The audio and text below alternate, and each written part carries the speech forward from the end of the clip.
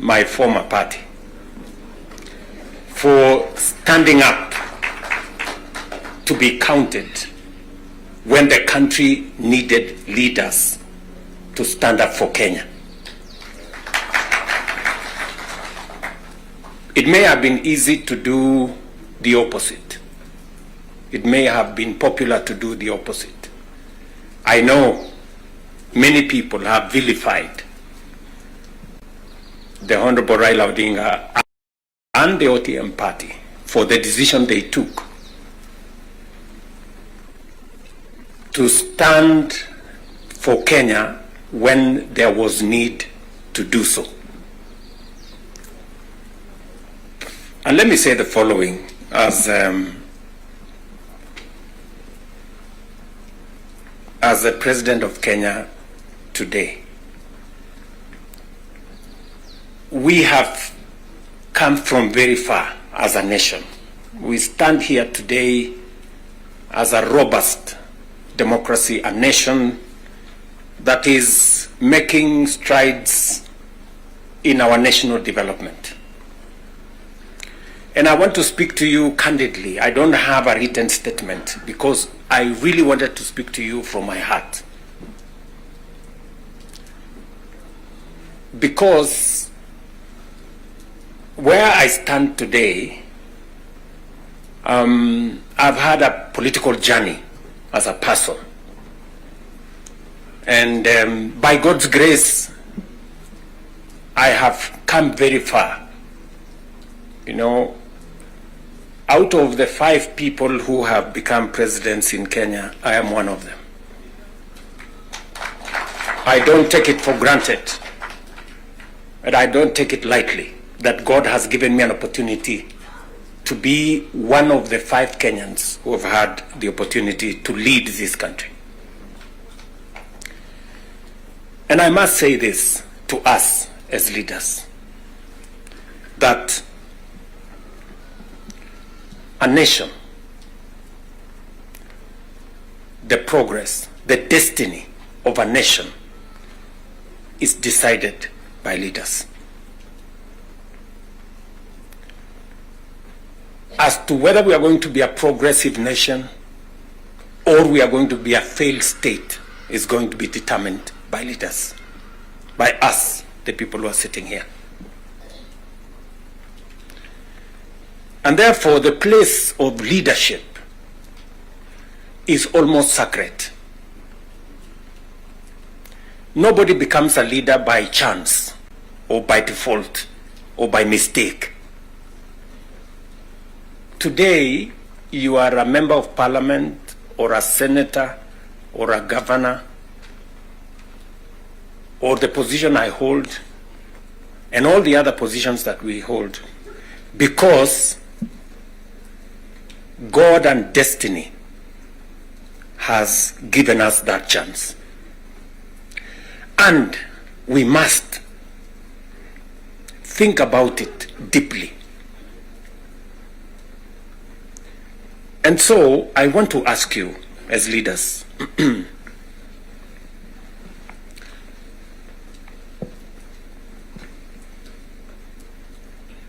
the Honorable Prime Minister has given us a history of countries.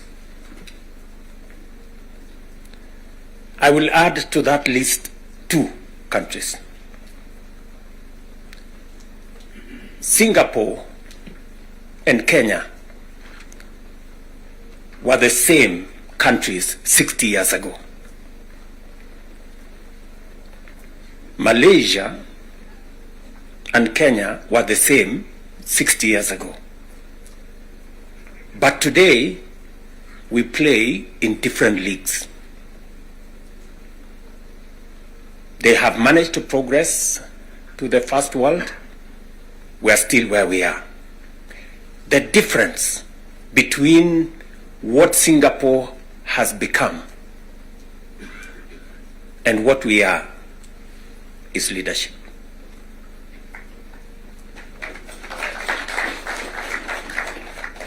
And that is the place, ladies and gentlemen, we occupy today. So that you understand the importance the sacred position you hold as a leader. Sometimes people want to ask, how do people who live in different houses, they have their own lives to pursue, but they wake up one morning on an election day and they go one after the other to 10,000, to 20,000, to 50,000 and elect you? You are not special. But it is a moment that God has given us as leaders. And therefore, we must do whatever we are doing, knowing very well that we have a heavy, almost sacred responsibility to the people we lead and to the nation of Kenya.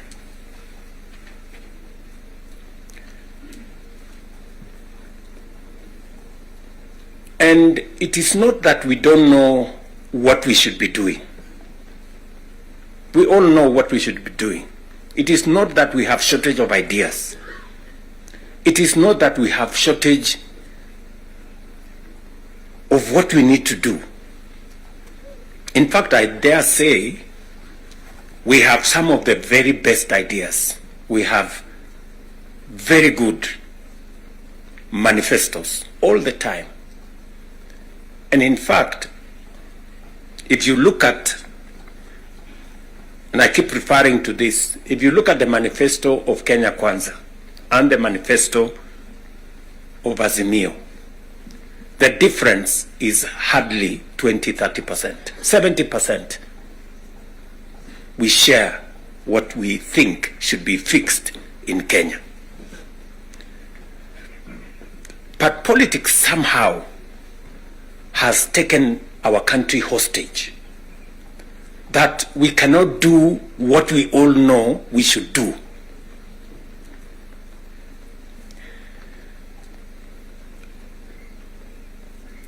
I have said that the difficulties that I face today as a president in Kenya are self-imposed.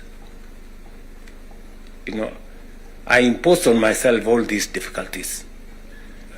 Implementing the new funding model, implementing SHA, implementing housing, doing all those things. If I hadn't done any of those, I would be a very popular person, and but the country would not have moved anywhere. I am confident that if Raila had become president, he would be doing what I'm doing. Yes. He would be implementing SHA. He would be implementing housing. He would be doing reform in the education. He would be doing reform in agriculture. I know that for a fact because I have been in his school of leadership. That's the correct position. And he would be as unpopular or as he'd be having the same difficulties that I have today. But these are necessary for Kenya to change. Friends, we cannot change the country otherwise. And that is why he has the courage to stand here and tell you, let us stop the extortion. Yes. Very few leaders can stand here and tell you to stop the extortion that is going on in Parliament. I'm telling you the truth. Very few leaders. Because we like making peace with mediocrity. Oh, and they're trying to explain things that we shouldn't be explaining. Now let me ask you, friends, we are all friends here. Yeah, we are one team, or so I guess. This fellow who is called chairman of welfare in committees, what is their job?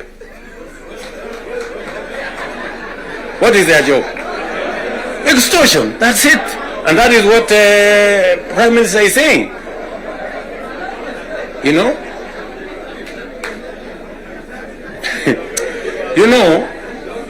What is Sokohuru? What is Sokohuru? Tell me, what is, you know Sokohuru?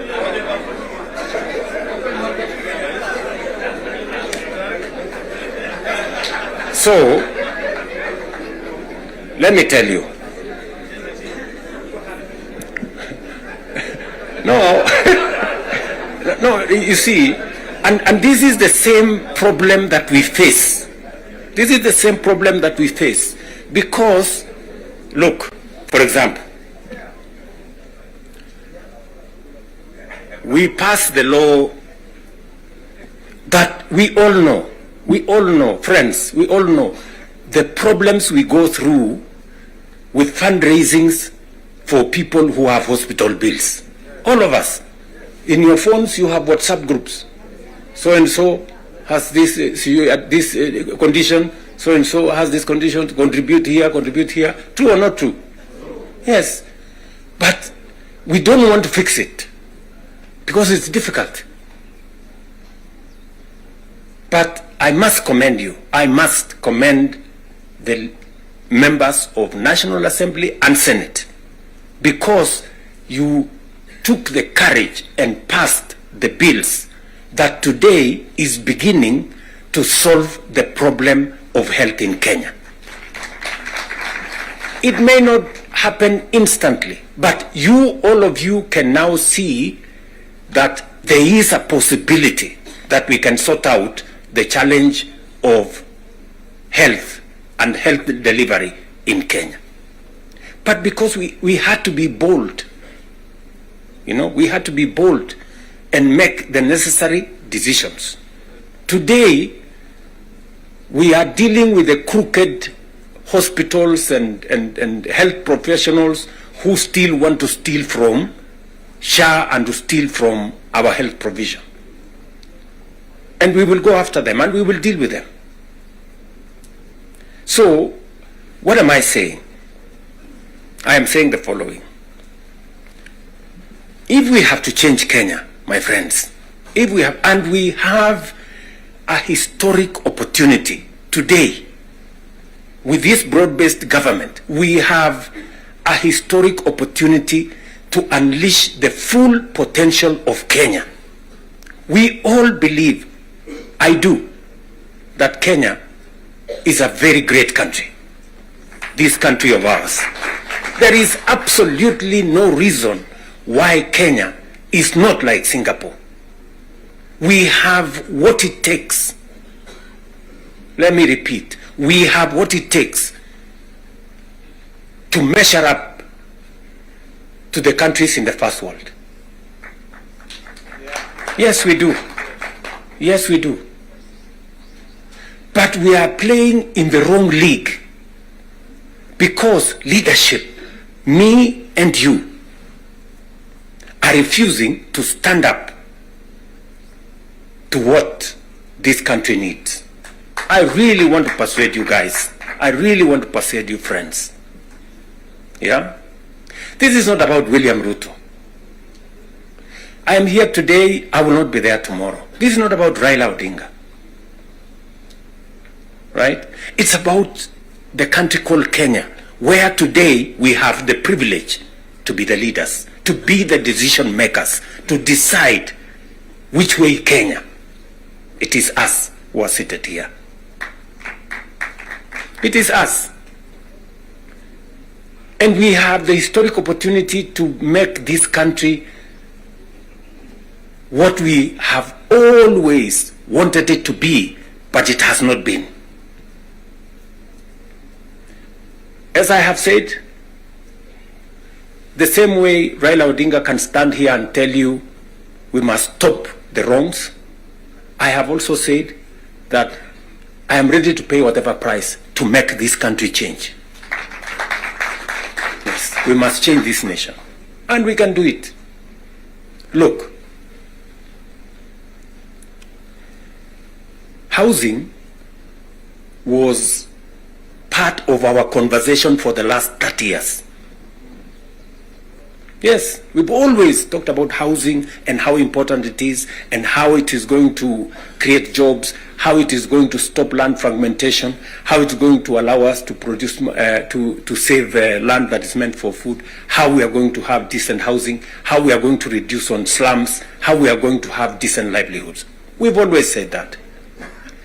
The Right Honorable Raila Odinga tried with the first slum upgrading projects.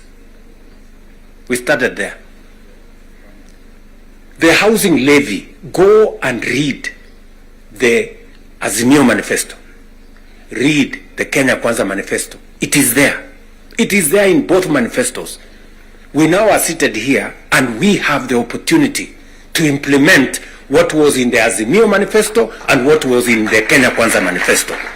Friends, why don't we just do it? Why don't we just do it? We will do it? Yes. Let us just pull it out and look. You can see for yourselves how transformational it is.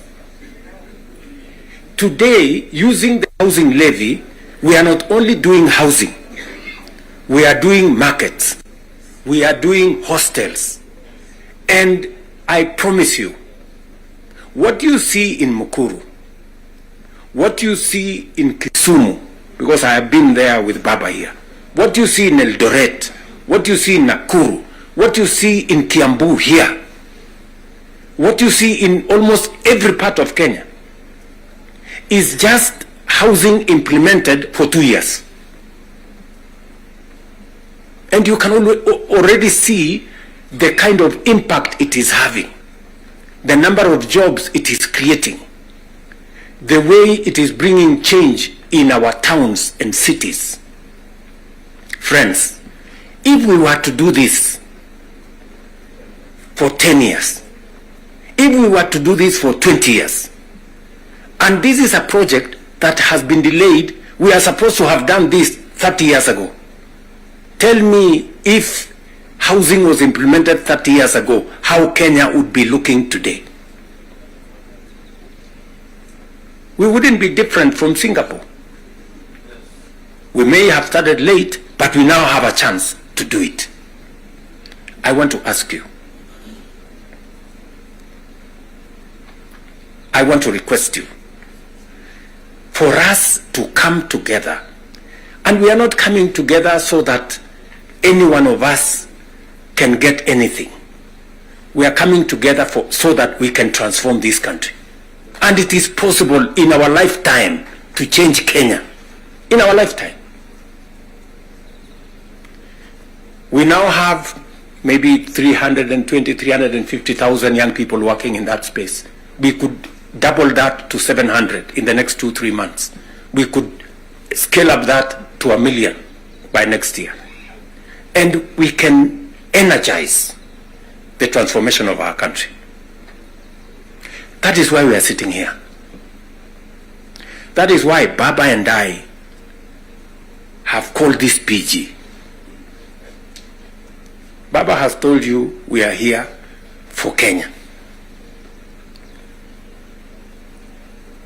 I am buttressing what we are saying, what he is saying, by telling you what we can achieve together. What we can do in our agricultural transformation. If it was not for the broad-based, for example, we wouldn't have had the kind of change that is required in our sugar sector. And I want to tell you, watch this space. In just 2 or maximum 3 years, Kenya will be a net exporter of sugar. Just 2 or 3 years. This country, which perennially we have been looking for safeguards from COMESA. Every year we are looking for safeguards from COMESA. We are spending public money to go and pay for sugar, to go and pay for farmers, to go and pay for workers who don't work for government, just because we couldn't bite the bullet and tell the crooks there to get out. Now we have told them to leave. And I want to promise you, I want you to hold me to it. We are going to change the sugar sector. We are going to change the coffee sector. You have already seen what is going on in coffee. There is still a little bit of pushback, but we will deal with it. And on and on and on, and we can transform our whole agricultural sector. Just the little interventions that we have done standing together. You people in Parliament making sure that we are subsidizing production. And I must commend, Parliament has always provided money for us to support the production of the country, either through fertilizer or seeds or other interventions when we have brought it to Parliament. So you're part of the making of the history of our nation. Just imagine we have reduced the imports of maize, for example, by 70%. Reduce the imports of sugar by 70%. And we can make that progress if we are focused on where we want to go. And that is the reason why we have to make the decisions that we have made work. It is the reason why Baba and I have appointed Agnes Zani and her team, so that what brought us together, we don't forget. The 10-point agenda that we have signed buttresses what is actually in our manifestos. The NADCO report, we all know what it is supposed to achieve. And if we stand together, we can achieve all the legislation that is recommended by the NADCO report. Parliament has what it takes, to do this. For Kenya, we can do it. And I want to persuade this PG to work with us and for all of us to be committed to this exercise. Protecting devolution. There is need for us as a nation to distinguish between governance and devolution. The governor is not devolution. The governor is a person.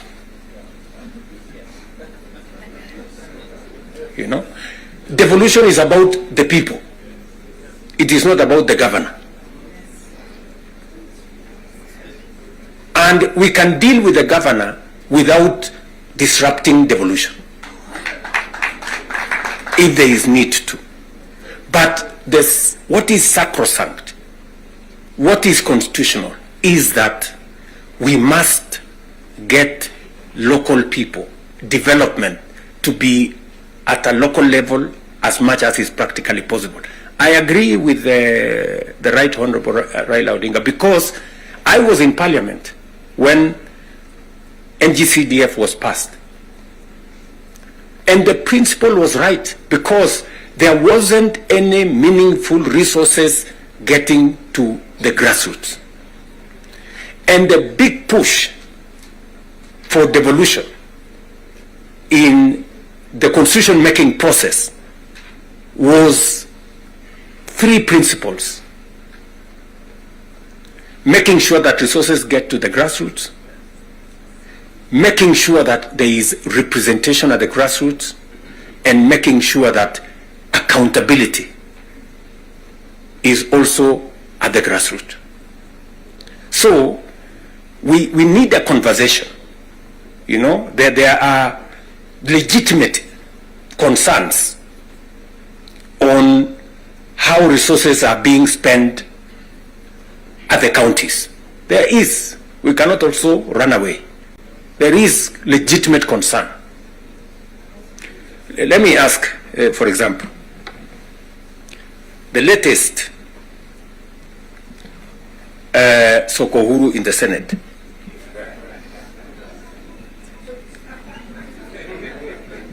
Because you have to accept, by virtue of the position I hold today, I am a consumer of raw intelligence. I know what's going on. Where does somebody find 150 million? Where? Huh?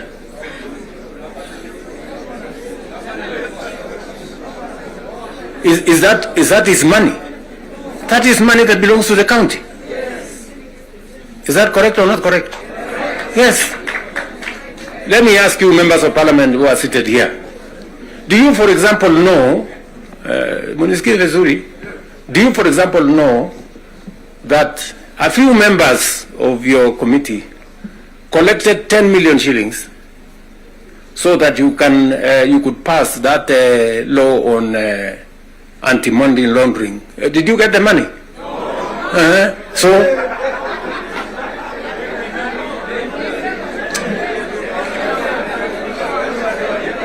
So, going forward, si tunataka tukubaliane, si we are one team. Yes, there are people who are destroying the credibility of parliament. And they are collecting money in the name of parliament. And some of the time, or most of the time, that money never gets to parliament, it gets to a few people. We are not going to shame them. We are going to arrest them. Yes.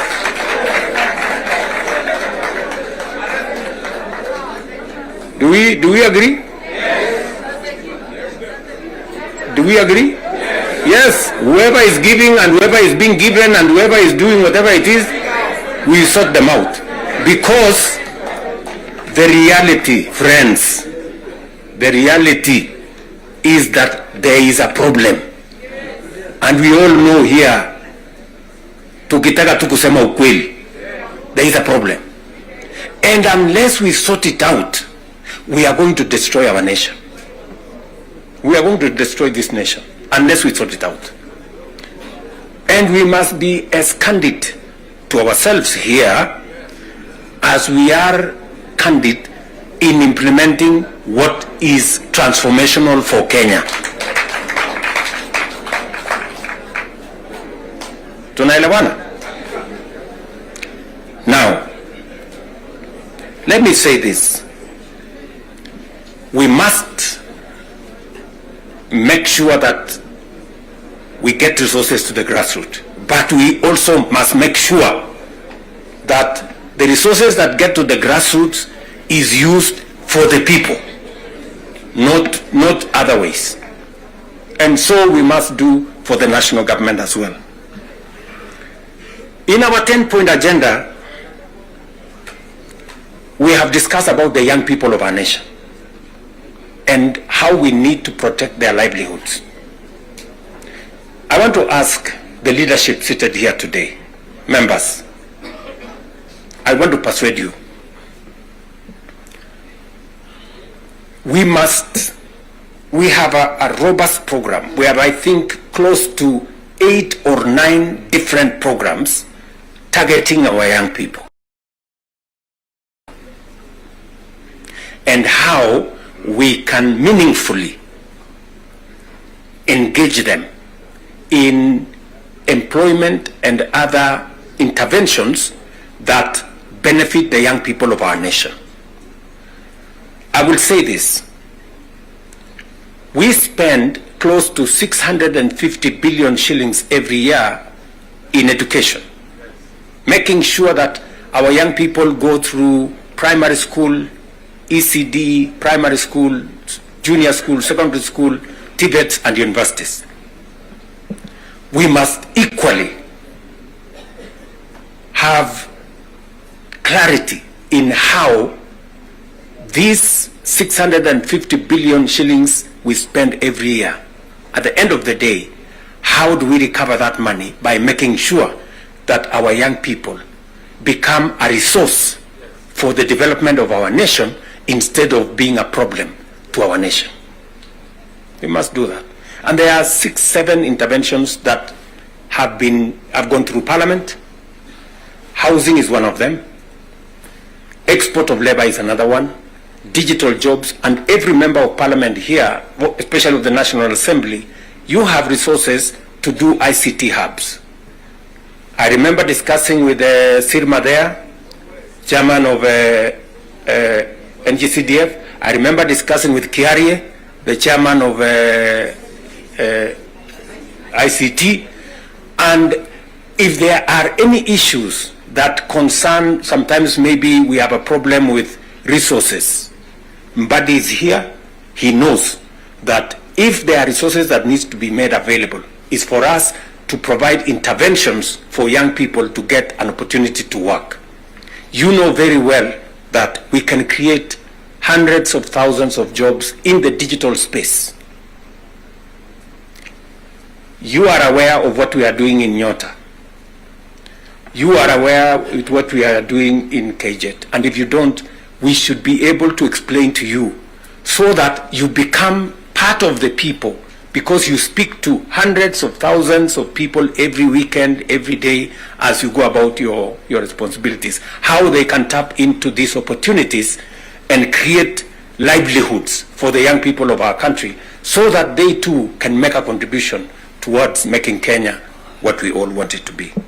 And I can continue, on all the other aspects that we have worked on. We agreed that we must have a conversation on national debt because it has the potential to threaten our development. It is the reason why my good friend Mbadi and I have been in many different places, and we have done the most that we could to contain the issue of debt.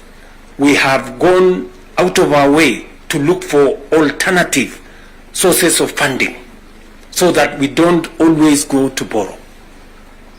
We have gone the route of securitization. We've gone the route of private-public partnerships. You know very well that we will be starting the construction of the road all the way to Mau Summit from here, Ironi. We are not going to be spending any debt money from government. The road is going to be built on private-public partnership. You know very well that we are going to begin the railway going all the way from Naivasha to Kisumu all the way to Malaba. We are not going to be spending money from debt like we did with the first section of the railway. We are going to be using public-private partnership to do that road. And many others that we have, we are thinking outside the box so that we can craft alternative mechanisms of delivering on public infrastructure or public goods without necessarily endangering the country with national debt. So we are working at it. It is part of the recommendation of the 10-point agenda that we must deal with. And we are seized with that matter. We will be giving, Mbadi and company will be giving a report to Zani's committee on what practical steps are we making to respond to the issues in the 10-point agenda. What are we doing about the young people? We will be able to tell Zani and the PG should be there to monitor what we are doing so that we not only do it for us, but we also do it for the people that we represent. And finally, because I do not want to belabor the point, I said we have a historic opportunity. It is not always that protagonists come together to look at the greater interests of the country. But God has given us this opportunity. And I must commend Baba here, because very few leaders have the courage and the mettle to withstand criticism and stand for the nation. Very few people. Very few people. Many people look for what is convenient, what is popular, even if it is wrong, and they want to pander to it. But when a nation's destiny is at stake, you need statesmen, you need people who have the courage to put Kenya first and everything else secondary. So, what am I saying in conclusion? I am saying Zani and team have a job to do. They will be briefing Right Honorable Raila Odinga and myself on what needs to be done. We will be able then to guide what will be happening, what the executive need to do, what the legislature, the role the legislature need to play, and the role others may need to play. And as we do that, we will need another opportunity to be granular. Today was the first occasion for us to deal with this. But down the road, we need to bring the members of the executive, at least the ministers, to come so that we can have a meeting of minds between the executive and the legislature on matters that are of national importance. Further down the road, we may need that engagement. Maybe not in a sitting like this. Maybe we can organize a retreat for 2 or 3 days so that the questions I see members of parliament asking on some of the programs, we can fully understand the import of the programs we are running, what they are meant to achieve, the transformation that is supposed to happen, and how we position ourselves to make sure that we provide the push necessary for that transformation to happen. Again, focusing on the greater picture, the bigger picture of our nation. So, ladies and gentlemen, I want to say thank you very much for coming for this session. I know we will